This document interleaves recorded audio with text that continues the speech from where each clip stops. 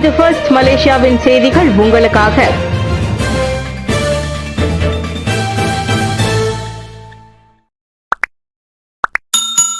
Tun மகாதீரின் பேரப்பிள்ளை வீட்டில் திருட்டு, சிசிடிவியில் 24 மணி நேர காட்சி பதிவுகள் மட்டும். சதி திட்டமா? புக்கிட் லெடாங்கில் உள்ள முன்னாள் பிரதமர் துன் டாக்டர் மகாதீர் முகமதின் பேத்தி வீட்டில் நடந்த கொள்ளை சம்பவத்தன்று எந்த சிசிடிவி காட்சிகளும் பதிவாகவில்லை என்றும் வெறும் 24 மணி நேர காட்சிகள் மட்டுமே பதிவாகி உள்ளன என்றும் தகவல்கள் வெளிவந்துள்ளன. திருடர்கள் போலீசாரிடம் பிடிபடுவதை தடுப்பதற்கு சம்பந்தப்பட்ட தரப்பினர்களால் எடுக்கப்பட்ட சதி திட்டம்தான் இது என்று போலீசார் சந்தேகித்துள்ளனர். 1.8 மில்லியன் ரிங்கிட் மதிப்பிலான பொருட்கள் திருடப்படுவதற்கு சில நாட்களுக்கு முன்பே இந்த சதி திட்டம் நடந்திருக்கலாம் என்று கோலாலம்பூர் காவல்துறை தலைவர் கூறியுள்ளார். இந்நிலையில் போலீசார் திருடர்களின் கட்டை விரல் ரேகைகள் போன்ற பிற ஆதாரங்களை கண்டறிந்துள்ளனர் என்றும் பகுப்பாய்வு செய்வதற்கு தடயவியல் குழுவினருக்கு சிறிது கால அவகாசம் தேவை என்றும் கோலாலம்பூர் காவல்துறை தலைவர் டத்தோ முகமது உசுப் ஜான் விளக்கம் அளித்துள்ளார். பேரணியில் பிரதமர் சிலை போலீசார் தீவிர விசாரணை.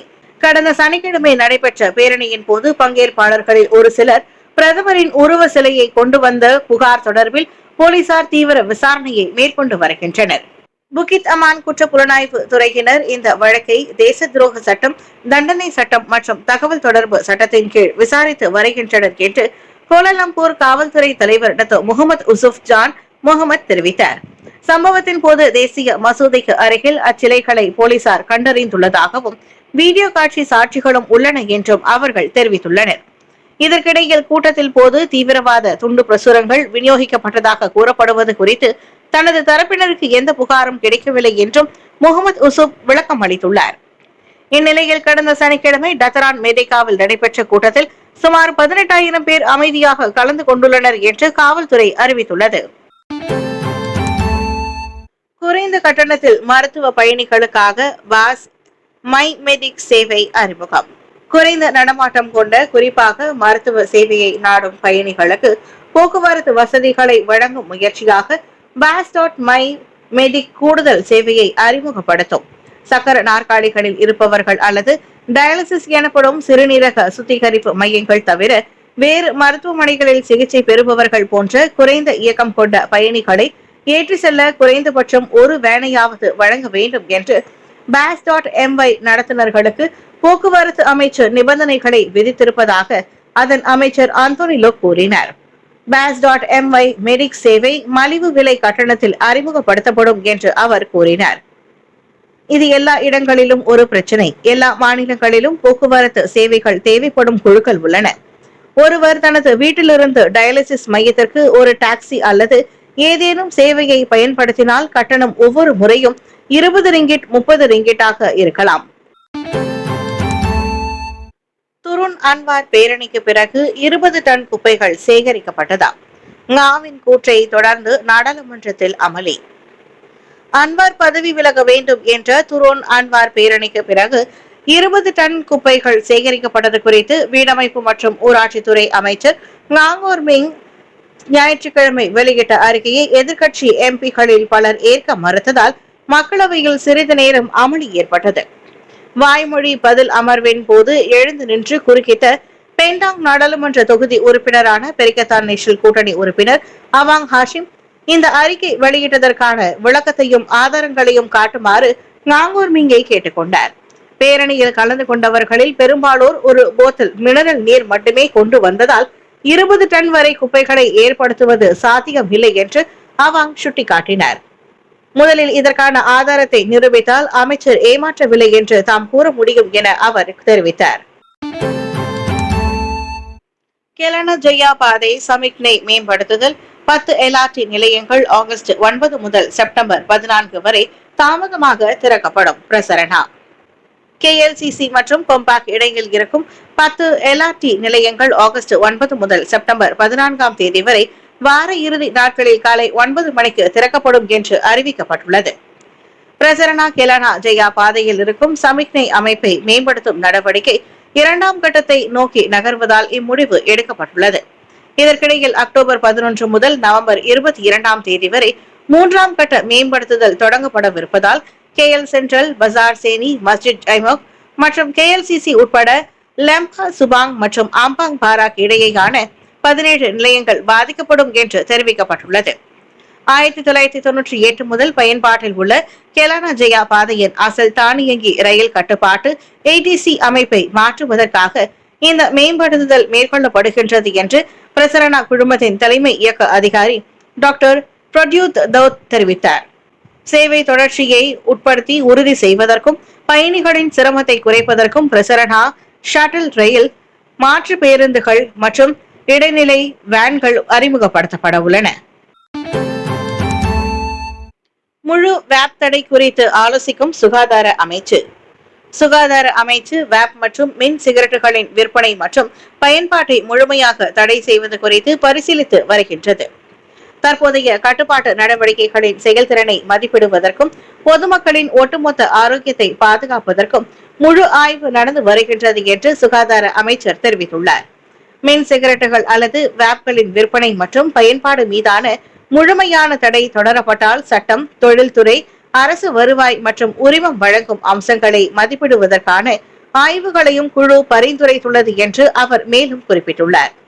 முன்மொழியப்பட்ட அணுகுமுறையை செம்மைப்படுத்த சுகாதார அமைச்சு தற்போது நீதித்துறை அலுவலகம் மற்றும் பல அமைச்சுகளுடன் கலந்து ஆலோசிக்கும் என்று அறிவிக்கப்பட்டுள்ளது.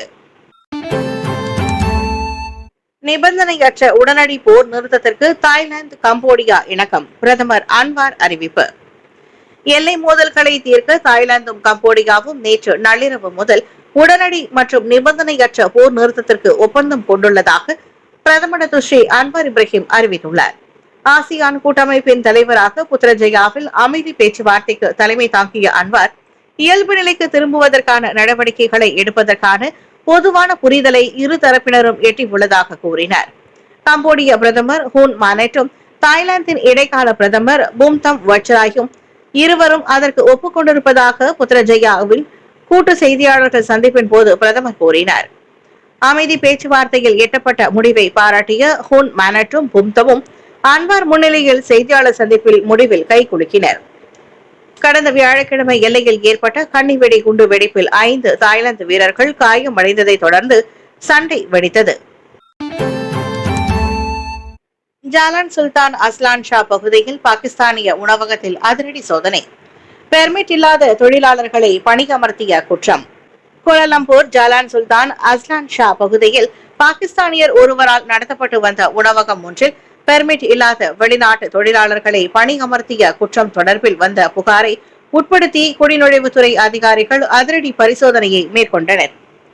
30 வயதுடைய அந்த பாகிஸ்தானிய உணவக உரிமையாளர் தமது உணவகம் தனது மனைவியின் பெயரில் இயங்கி வருவதாகவும் உணவகத்தில் வேலை செய்த தொழிலாளர்களுக்கு பெர்மிட் இல்லை என்பதையும் அதிகாரிகளிடம் ஒப்புக்கொண்டார். சம்பந்தப்பட்ட நபர் குடிநுழைவுத்துறை அதிகாரிகளால் கைது செய்யப்பட்டு லாரியில் ஏற்றப்பட்ட போது பீதியடைந்து கத்தி ஆர்ப்பாட்டம் செய்ய தொடங்கினார்.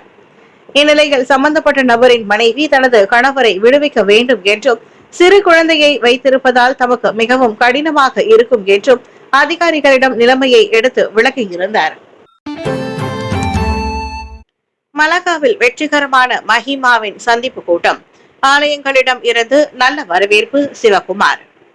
நாட்டில் உள்ள இந்து ஆலயங்கள் மற்றும் அமைப்புகளை ஒருங்கிணைத்து இந்து சங்கத்தின் சமூகத்தின் சேவைகள் மற்றும் கவலைகளை நிவர்த்தி செய்வதே மலேசிய இந்து ஆலயங்கள் மற்றும் இந்து அமைப்புகள் பேரவையான மஹிமாவின் பணியாகும். அவ்வகையில் ரோட் ஷோ முறையில் நாடளாவிய நிலையில் ஆலய நிர்வாகத்தினர்களை அது சந்தித்து வருகிறது. அந்த வரிசையில் அண்மையில் மலாக்காவில் மஹிமா நடத்திய ரோட் ஷோ சந்திப்பு கூட்டம் மகத்தான வெற்றியை பெற்றது.